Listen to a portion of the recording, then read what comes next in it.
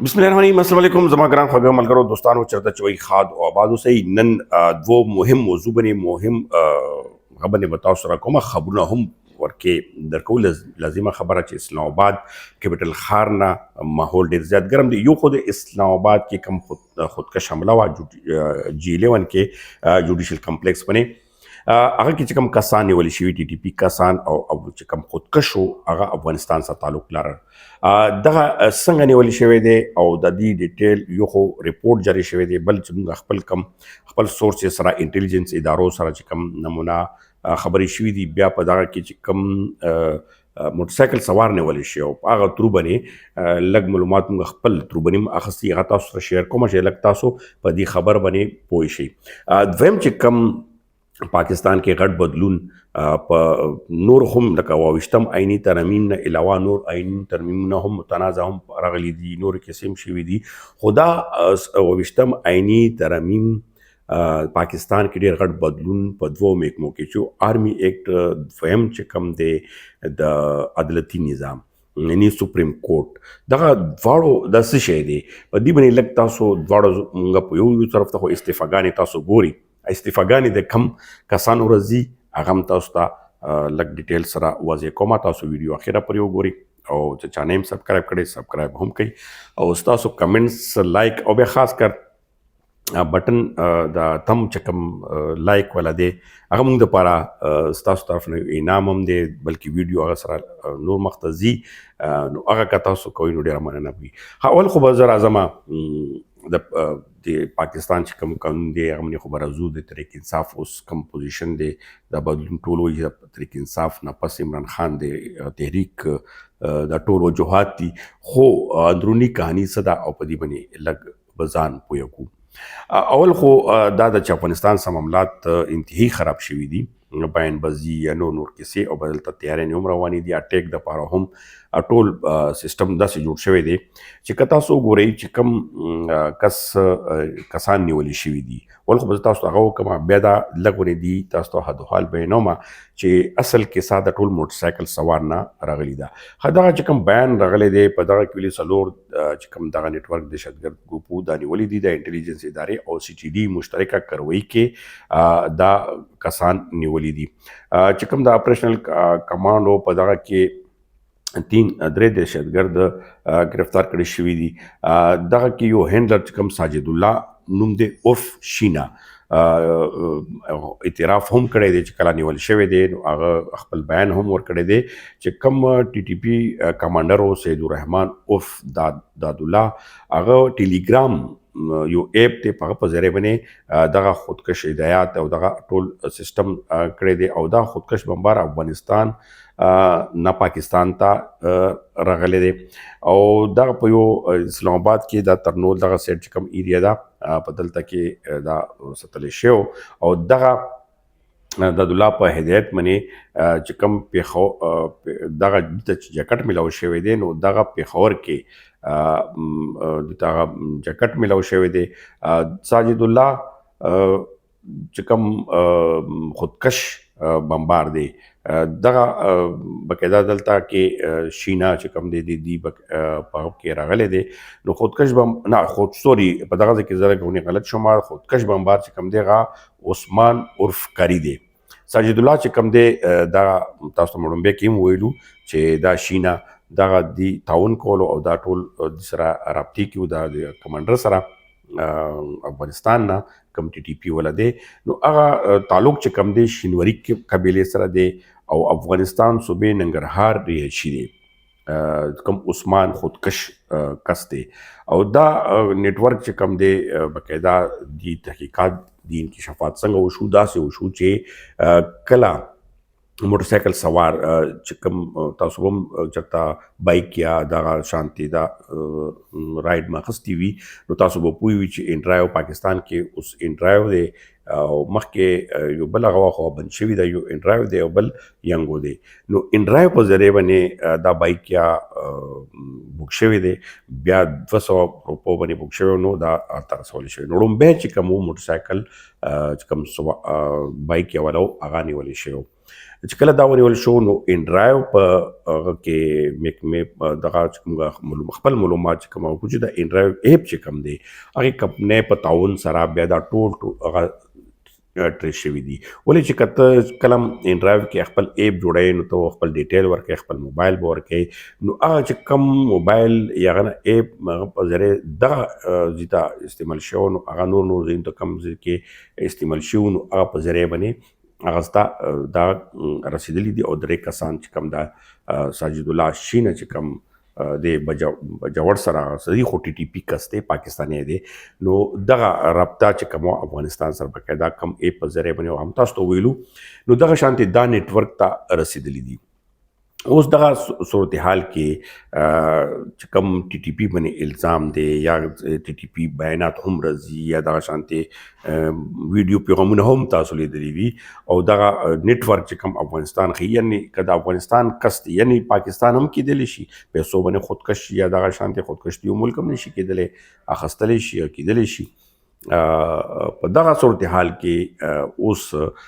پاکستان یو طرف ته مذاکراتو کوم دا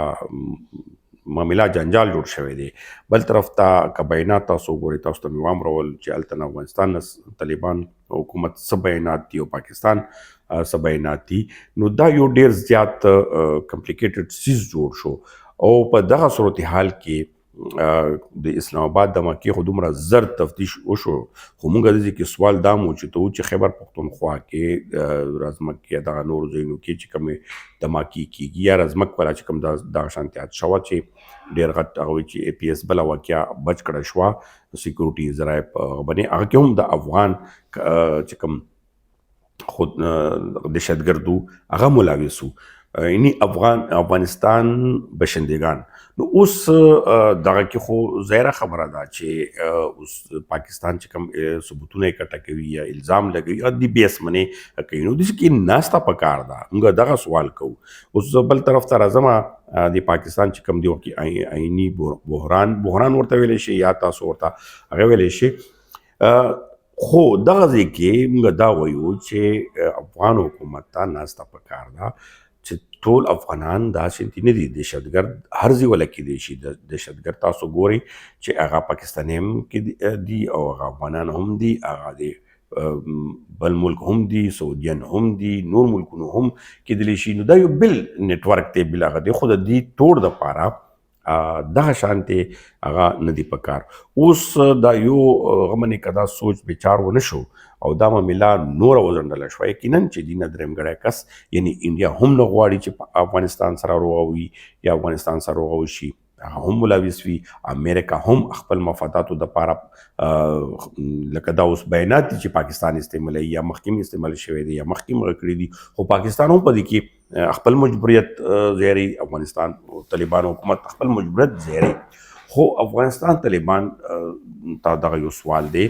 چې لږ شان د ټي ټي پی په معامله باندې دومره هغه نه ده پکار لکه څومره پورې اوس ولسي بیان تاسو خو ټیک ته ورکوئ چې موږ پاکستان د هغه ذمهوار نه یو، پاکستان خپل طاقت لري او په خپل ځای باندې بالکل درستي دي، خو دېخوا نور معاملات چې کوم پاکستان افغانستان دي هغه خلک دي نو هغوی تبعی کېږي. دا خو تاسو ته مې یو اسې نظریه ونه سره پیش کړه چې موږ دغه سوچ لرو. سوال و چې ته ونو دلته کې دا معامله راته راوچته شوي وي، نو دا سختي یا دغه نورې معاملې د سره تړلې شوي دي. اوس راځو د پاکستان تاریخي معاملې ته، یعنی 24 عیني ترمیمي بل کې بیا کې کم ننم سینټ نه چې کوم آرمي ایکټ پاس شو چې هغه کې چې کوم درې زموږ طاقتور فورسز دي، نیوي شوه او ورسره بحریه فوج شو. دغه آرمي کې باقاعده نوي قوانین دغه چینج شول. اوس باقاعده توګه آرمي چیف د ډیفنس یعنی چیف اف ډیفنس او دا ورته ملاو شوه، یعنی دا درو واړو هغه به دا مشر وي او هغه کس په مشر وي چې کوم آرمي چیف وي او چې کوم ورځ نوټیفیکیشن جاری شي نو 15 کاله، یعنی دا 2013 نومبر پورې دا کیسه لاړه د آرمي چیف. نو دغه آرمي چیف عاصم منیر صاحب چې کوم دی فیلډ مارشل هم دی، آرمي چیف هم دی. نو اوس د دې سره دا تړل شوي ده چې کوم چیف ډیفینس وي نو هغه به آرمي چیف وي. او دغه کې بلکې دا واضحه شوي ده چې اوس دغه کم نوټیفیکیشن کیږي نو آرمي چیف هغه هم 5 سال شي او د ډیفینس هم. او به دې کې بلکې دا هم ده چې هغه ته مزید ایکسټینشن 15 کاله ورکولی شي، هغه هم پارلیمنت ورکولی شي. نو اوس یعنی 15 کاله اشاره ورکړه شو. اوس دا 15 کاله درشم پر خو پت نشته څه صورتحال کیږي څه نه کیږي، خو یو 10 کاله دا یو سکیم داسې روان شو. اوس په دغه صورتحال کې بل طرف ته که موږ ګورو سپریم کورټ های کورټ یعنی یو آئینی وفاقي آئینی عدالت بل جوړ شو او باقاعده هغه نن سوګن هم اوچت شو.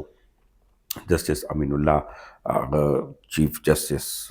وفاقي آئینی عدالت جوړ شو. اوس په دغه کې سپریم کورټ چیف جسټس او د وفاقي چیف جسټس دغه چې کوم سینیر ترین وي نو هغه به چیف جسټس او پاکستان ګڼل شي. خو دا غږ کوم دا کوم روان سیټ اپ دی، یعنی روان سیټ اپ کې چیف جسټس یحیی افریدی صاحب ټینور پرې به